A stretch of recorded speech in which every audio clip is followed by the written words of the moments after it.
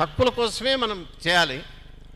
చట్టబద్ధంగా అంటే మన కోర్టు పక్షులం కావాలి, కోర్టుల చుట్టూ తిరగాలి. ఎక్కడ ఏదొచ్చినా కోర్టు ఈ కోర్టుకి ఆ కోర్టుకి తప్ప స్ట్రీట్ ఫైట్ వద్దు, బయటికి రావద్దు, అదే గొప్పతనమయ్యా అని చెప్పేటువంటి పనికి మాలిన పైత్యాన్ని మన వాళ్ళందరూ నూరిపోసారు. అందువల్ల ఏమైందంటే మనకి ఒక భ్రమ ఏర్పడింది.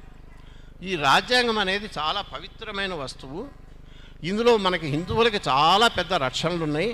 ఈ రక్షణలు రాకుండా ఇగో ఈ పార్టీ వాడు, ఆ పార్టీ వాడు, ఈ కాంగ్రెస్ వాడు వచ్చి అడ్డం కొట్టారు. కాబట్టి ఏ నరేంద్ర మోడీ లాంటి వాడు కనుక వచ్చేసాడంటే మొత్తం ప్రాబ్లం అంతా అయిపోయి హిందువులందరికీ హిందూ రాజ్యం వస్తుంది అని ఒక భ్రమ. ఈ భ్రమంలో ఏమైందంటే మనము ఈ సంగతి గుర్తించాలి. మన రాజ్యాంగంలో సుప్రీంకోర్టు 50 ఏళ్ల కింద ఒక తీర్పు చెప్పింది, స్పష్టంగా చెప్పింది. ఒక సుప్రీంకోర్టు ఒక జడ్జి కాదు, 9 మంది సుప్రీంకోర్టు జడ్జి న్యాయమూర్తులు రాజ్యాంగ ధర్మాసనంలో చెప్పారు. ఆర్టికల్ 25 నుంచి 30 దాకా 6 అధికరణాలు ఉన్నాయి. ఇవన్నీ ఫ్రీడమ్ ఆఫ్ రిలీజియన్, మత స్వాతంత్రానికి సంబంధించి 6 అధికరణాలు ఉన్నాయి.